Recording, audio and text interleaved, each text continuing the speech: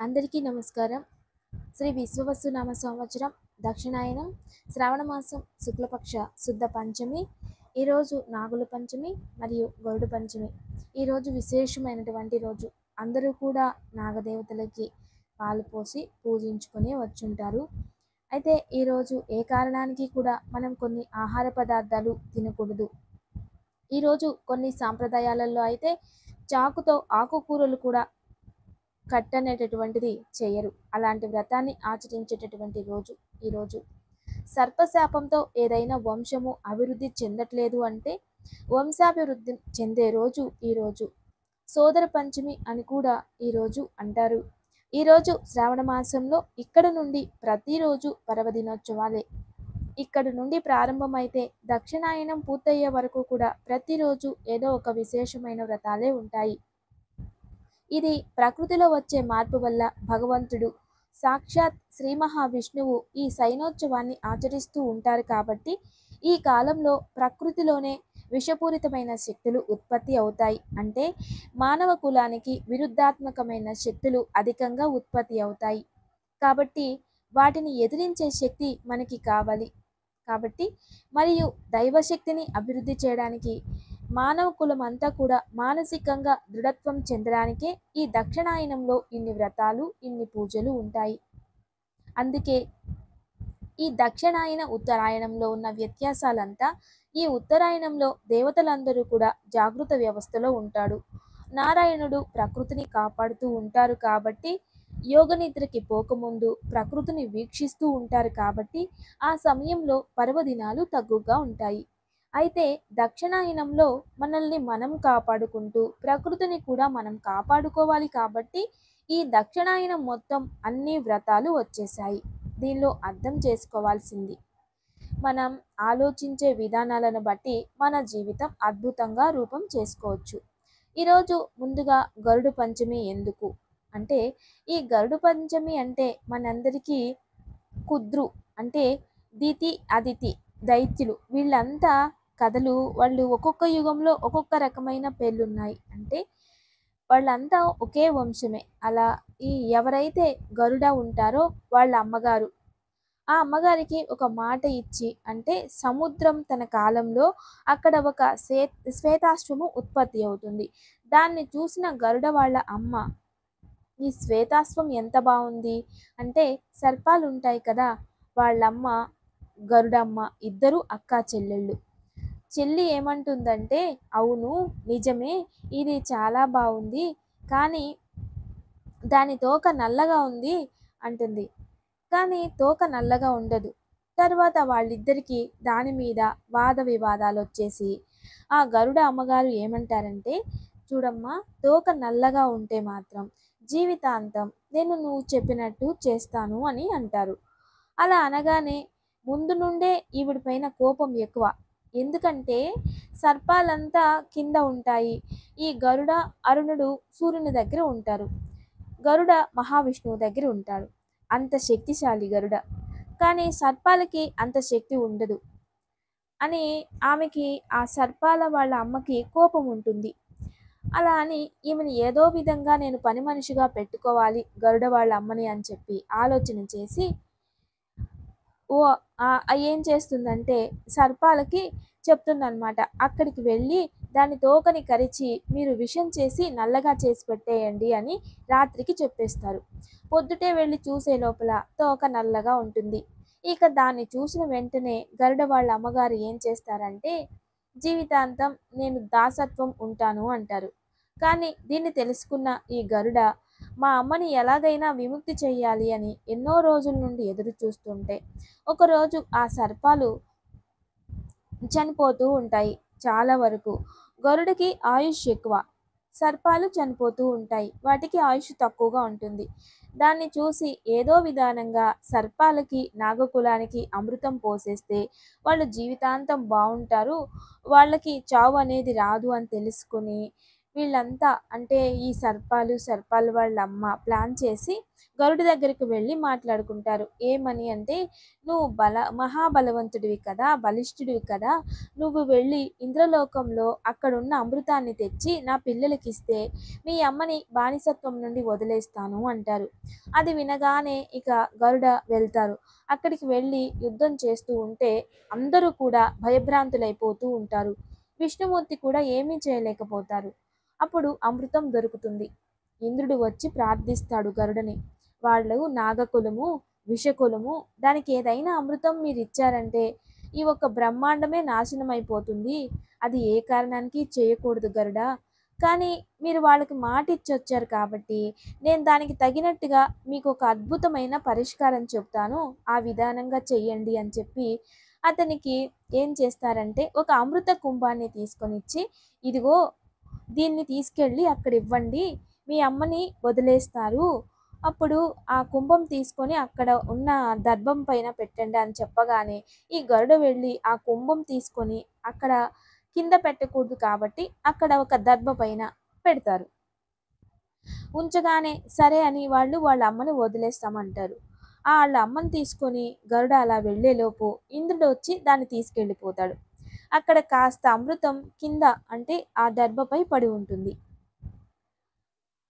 ఆ దర్భపై పడి ఉండడం వలన దాన్నైనా నాకుదామని చెప్పి సర్పం ఇలా నాకేలోపు ఆ దర్భం అగరాలు అంటే అవి ఆకులు చాలా షార్ప్గా ఉంటాయి కాబట్టి సర్పం నాలుక కట్ అయిపోతుంది.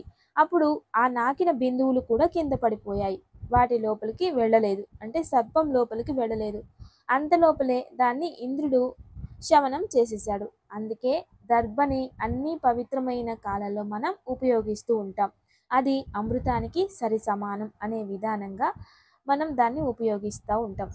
అలా సర్పాలు 4 కూడా 2గా అయిపోయి ఉంటాయి. ఎందుకు ఉంటాయంటే ఆ దర్భం నాకినప్పుడు అవి కట్ అయిపోతుంది కదా! ఆ సమయంలో దాని నాలుక అనేది 2 భాగాలుగా అయిపోయింది కాబట్టి అలాగే ఉండిపోతుంది.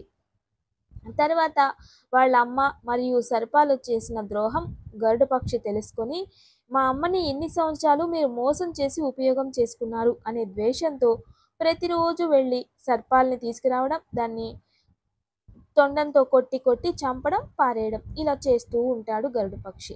అందుకే గరుడకి సర్పాలకి వైరత్వం. అది అక్కడి నుండే ప్రారంభమైంది. ఇది ఎక్కడ అంతమైంది అంటే కార్తీక మాసంలో వచ్చే చతుర్దశి అంటే నాగుల చవితి అంటాం కదా! ఆ రోజు వాటికి విముక్తి చెందింది కాబట్టి ఆ రోజు కూడా నాగదేవతలను మనం పూజిస్తూ ఉంటాం.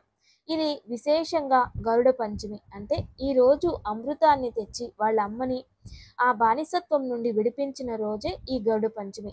అందుకే ఈరోజు గరుడని పూజించి గరుడ నామస్మరణ చేసి వాళ్ళ తల్లి తండ్రికి నామస్మరణ చేయడం వలన తల్లి మరియు పిల్లల అనుబంధం గుర్తుకొస్తుంది అనేది ఈ ఒక గరుడ పంచమి విశేషమైనటువంటి కథ. ఇక నాగుల పంచమికి విశేషమైన కథ ఏమిటంటే ఆ రైతు కుటుంబంలో ఒక బాలకుడు వ్యవసాయం చేస్తూ ఉంటే అక్కడ ఒక పెద్ద పుట్ట పెరిగి ఉంటుంది. ఆ పుట్టని వ్యవసాయం కోసం అతను దాని పైనున్న వాటిని తుంచివేస్తాడు. నాగకులానికి కోపం వచ్చేసి వాళ్ళని శపిస్తారు. ఆ శపిస్తే ఆ అబ్బాయికి కుష్టు వ్యాధి, చర్మ వ్యాధితో ఒళ్ళంతా పుండ్లైపోయి బాధపడుతూ ఎన్నో రోజులు క్షోభ అనుభవిస్తూ ఉంటారు. అప్పుడు ఆ రైతు కుటుంబస్తులంతా వెళ్ళి ఆ భగవంతుని దగ్గర శరణు వేడుకుంటే అప్పుడు ఆ భగవంతుడు వచ్చి వాళ్ళకి కలలో ఇలా తెలియచేస్తారు.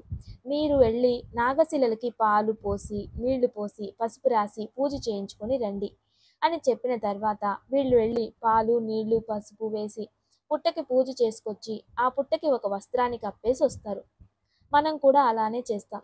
ఈరోజు పుట్టలు, నాగపడుగులు ఇవన్నీ లోపలికి వేసి ఆ వస్త్రం ఉంటుంది కదా, దాన్ని పాలతో, నీళ్లతో, పసుపుతో అద్ది ఆ పుట్టకి అలా కప్పేసి వస్తారు.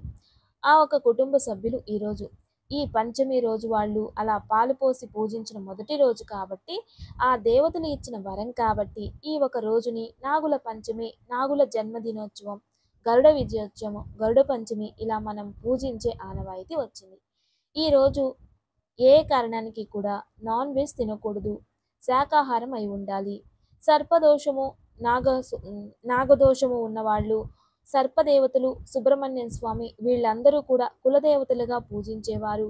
నాగదేవతలను పూజించేవారు. ఏ కారణానికి కూడా ఈ రోజున పొడవైనవి అంటే పొట్లకాయలు కావచ్చు, బీన్స్ అయి ఉండొచ్చు, మునక్కాడ కావచ్చు, లేదా పెద్ద ఆకుకూరలు అయి ఉండొచ్చు. ఈ పొడవుగా ఉన్నవి ఏ ఒక వస్తువులో ఉన్నప్పటికీ ఈరోజు అలాంటి వాటిల్లో సర్పశక్తి ఉంటుంది కాబట్టి వాటిని చాకుతో కట్ చేయడం వల్ల దోషం వస్తుంది అని చాకుతో కూడా కోయరు. అంతేకాదు ఈరోజు అన్ని చోట్ల ప్రకృతిలో విశేషమైన ఒక శక్తి అంటే చైతన్య శక్తి ఏర్పడుతుంది. మన శరీరంలో మూలాధార చక్రస్థిత అక్కడ సర్పరూపంగా కూర్చొని పడగెత్తుకొని ఇలా ఉన్న చైతన్య శక్తి మనలో ఏదైతే ఉందో ఆ శక్తి జాగృత వ్యవస్థ అంటే ఇలా పైకి వస్తుందట. అటువంటి ప్రకృతిలో శక్తి ఉత్పత్తి అవుతుంది ఈరోజు. అందుకే ఎంతోమంది ఈరోజు ఈ తాంత్రిక సాధికులు మరియు ధ్యానం చేసేవారు, యోగక్రియలో ఉన్నవారు మూలాధార శక్తిని అభివృద్ధి చేసుకోవడానికి ఈరోజు ఇటువంటి ఉపవాసం చేసి ధ్యానం చేస్తారు. ఇక ఈరోజు మంత్రబలం ఓం మహానాగాయ నమః అనే నామాన్ని 108 సార్లు జపించండి. దీనివలన శరీరంలో మూలాధార చక్రం నుండి ఊర్ధ్వముఖేన చైతన్య శక్తి, దైవశక్తి అభివృద్ధి అవుతుంది. అద్భుతమైన శక్తి ఉత్పత్తి అవుతుంది. అంతేకాదు ఈ నామాన్ని జపించడం వలన మానసికంగా ప్రశాంతత ప్రాప్తిస్తుంది. ఇక ఈరోజు శుక్ర నక్షత్రం కాబట్టి మన శరీరంలో ఏదైనా సంతాన సమస్య ఉంది అంటే డాక్టర్ దగ్గరికి వెళ్ళినప్పుడు మీలో శుక్ర కణాలు తక్కువగా ఉన్నాయి అని చెప్పినప్పుడు ఇలాంటి రోజు శుక్ర నక్షత్రం కాబట్టి ఈరోజు ఈ నామాన్ని జపిస్తే సంతానోత్పత్తి కణాలు స్త్రీలు కావచ్చు, పురుషులు కావచ్చు వారిలో అభివృద్ధి అవుతాయి. రోగాల నుండి కూడా విముక్తి చెందవచ్చు. చిన్నపిల్లల నుండి వయసైన వారందరూ కూడా ఓం మహానాగాయ నమః అనే నామాన్ని తప్పకుండా ఈరోజు జపించండి. ఇక ఈరోజు లేదు అంటే నాగదేవతలకి పాలు పోసేటప్పుడు చెప్పే మంత్రం అంటే ఒక మంత్రం ఉంటుంది. ఆదిశేషాయ నమస్తుభ్యం అనంత ఫలదాయకం నమో అస్తు పద్మనాగాయ నాగానాం పతయే నమః. ఈ మంత్రాన్ని ఈరోజు స్మరిస్తేనే మనకి సర్పదోషం ఉంటే కాస్త తగ్గిపోతుంది. అలా కాకుండా దీనితో పాటుగా ఇంకొక శ్లోకం కూడా ఉంటుంది. విశేషంగా ఈ నాగుల చవితి రోజు ఈ స్మరణ చేయాలి. ఈ నవనాగుల నామస్మరణ శ్లోక రూపంగా మనకి ఉంటుంది. ఈ రోజంతా దాన్ని చదువుతూ ఉండండి, కంఠోపాఠం చేసుకోండి. ఎప్పుడైనా నాగదేవతలకు పాలు పోసేటప్పుడు కావచ్చు, లేదా కలలో నాగదేవతలు కనిపించినప్పుడు ఈ శ్లోకాన్ని చెప్పుకొని నమస్కారం చేసుకుంటూ ఉండండి. సర్పదోషం తగ్గుతూ ఉంటుంది. అంతేకాదు ఈ శ్లోకాన్ని స్మరిస్తే ఆ సర్పదోషమే వెళ్ళిపోతుంది. అటువంటి అద్భుతమైన శ్లోకం ఈ శ్లోకం. అనంతం వాసికిం శేషం పద్మనాభంచకం బలం శంఖపాలం ధృతరాష్ట్రం తక్షకం కాళియాతదా. అంటే ఈ శ్లోకంలో ఉన్న నవనాగులు అంటే అనంత, వాసుకి, శేష, పద్మనాభ, కంబల, శంఖపాల, ధృతరాష్ట్ర, తక్షక, కాళియ ఇవి 9 నాగదేవతలు. మనకి ఈ 9 నాగదేవతలకి కూడా విశేషంగా ఒక్కొక్కరు ఒక్కొక్క వరదానాన్ని పొంది బయటకు వచ్చేశారు. కొందరు దేవలోకంలో ఉంటారు, కొందరు పాతాళ లోకంలో ఉంటారు. ఇవన్నీ ఉంటాయి. కానీ వీటన్నింటి మధ్యలో ఈ కుద్రు అనే ఒక తల్లి అంటే నాగదేవతలందరికీ కూడా కుద్రు తల్లి. తను మోసంతో గరుడ వాళ్ళ అమ్మని బానిసత్వం చేసుకుంది. కుద్రు వచ్చి నాగదేవతల అమ్మ. ఇవన్నీ జాగ్రత్తగా మనం తెలుసుకోవాలి. వీళ్ళు కశ్యప్ మహర్షి పత్నులు. కశ్యప్ మహర్షి ధ్యానానికి వెళ్ళాలి. అప్పుడు నేను వెళ్తున్నాను అని ఆయన చెప్పినప్పుడు అంటే ఇన్ని రోజులు మిమ్మల్ని వదిలేసి మేము ఉండలేము కాబట్టి మాకు ఏదైనా బాధ్యత అప్పగించి వెళ్ళండి, ఆ బాధ్యతలో మేము ఉండిపోతాం అంటే అప్పుడు వాళ్ళందరికీ కూడా అండానుగా సృష్టించి వాళ్ళ చేతిలో పెడితే వాటిని పూజించుకొని తెలియకుండానే ఈ యొక్క 100 సర్పాలు కుద్రుకి మరియు వినతికి గరుడ పక్షి మరియు అరుణుడు వీళ్ళిద్దరూ కూడా జన్మిస్తారు. ఇవి విశేషం. వీటి గురించి మనం ఎన్నో పురాణాలలో కథలుగా మనం తెలుసుకోవడం జరిగింది. ఈరోజు ఏదైతే విన్నామో ఆ కథలు పురాణాలలో ఉన్న సారాంశం. కాబట్టి ఈ నవనాగ శ్లోకాన్ని మరియు ఈరోజు గరుడ మరియు కుద్రు మరియు వినత వీళ్ళ నామస్మరణ మనం విన్నంతలోనే కులాభివృద్ధి, వంశాభివృద్ధి, పేరు, ప్రతిష్ట, కీర్తి ప్రాప్తిస్తాయి. ఇక మంగళవారం పంచమి వస్తే ఈరోజు దగ్ధయోగం. దగ్ధయోగంలో పూజలు చేయొచ్చు, కర్మాన్ని దహించబడుతుంది అని మనం తెలుసుకున్నాం. కానీ ఎటువంటి ముహూర్తాలు కానీ, ఎటువంటి నక్షత్రాల బలం కానీ దగ్ధయోగంలో ప్రభావం చూపించవు కాబట్టి, ఈరోజు దగ్ధయోగం ఉంది కాబట్టి మనం తారాబలం, చంద్రబలం ఇవన్నీ ఏవి చూసుకోవాల్సిన అవసరం లేదు. పూజించడానికి మాత్రం ఈరోజు శుభకరమైన రోజు. చక్కగా పూజ చేసుకోవచ్చు, అర్చించవచ్చు, ఆరాధించవచ్చు. ఈరోజు చాలామంది ఏం చేస్తారంటే కాస్త పుట్టమట్టిని తెచ్చి నీళ్ళల్లో బాగా కలిపి ఆ పైనున్న నీరంతా వంపేసి లోపల వచ్చే ఆ తేట మట్టి స్మూత్గా ఉండే ఆ మట్టిని తీసుకొని ఒళ్ళంతా రాసుకొని స్నానం చేస్తారు. ఇలా చేయడం వలన చర్మ వ్యాధులు లేదా స్కిన్ రిలేటెడ్ సమస్యలు ఏ ఉన్నా కూడా అవి తగ్గుముఖం పడతాయి.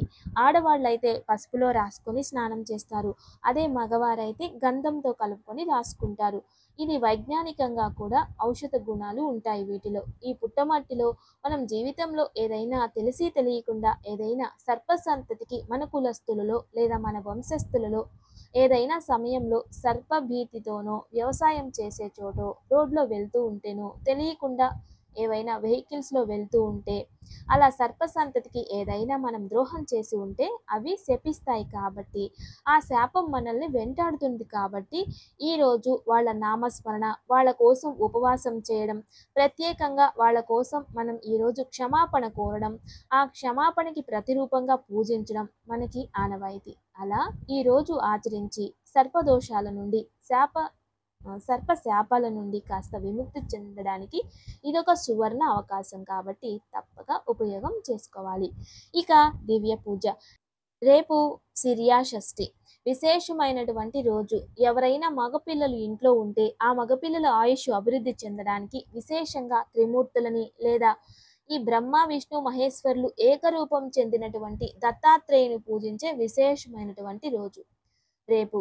అలా పూజించి ఆ తర్వాత ఈ మగపిల్లలు ఉన్న ఒక స్త్రీని ఇంటికి పిలిచి వాళ్ళకి పసుపు కుంకుమ ఇచ్చి పంపించాలి.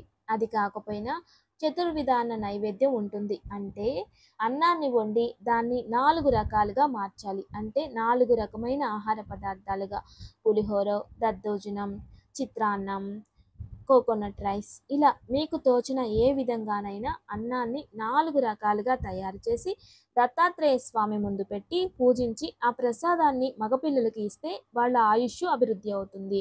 అపమృత్యు అపకంటకాలు రావు అని ఉంటుంది. అంతేకాదు రేపు షష్ఠి. రేపు విశేషమైన కథ ఉంటుంది, సిరియాల కథ. దాన్ని మనం రేపు తెలుసుకుందాం. ఇక దివ్యమైన యోగక్షేమం. ఈరోజు పంచమి విశేషమైన రోజు. ఉదయం నాగదేవతలని పూజిస్తాం, అయితే సాయంత్రం సుబ్రహ్మణ్య స్వామిని పూజిస్తాం. అందువల్ల ఈరోజు మన ఇంట్లో సుబ్రహ్మణ్య స్వామి విగ్రహం ఉన్నా లేదా దగ్గరలో సుబ్రహ్మణ్య స్వామి దేవాలయం ఉంటే వెళ్ళి ప్రదక్షిణ చేసుకొని పూజ చేసుకొని రావాలి. వెళ్ళడానికి కానివారు ఇంట్లోనే కూర్చొని సుబ్రహ్మణ్య స్వామి కరావలంబ స్తోత్రాన్ని చదువుకోండి. త్వరలోనే వివాహ యోగం, సంతాన యోగం మరియు ఉద్యోగ యోగం ప్రాప్తిస్తుంది. నమస్తే. Thanks for watching.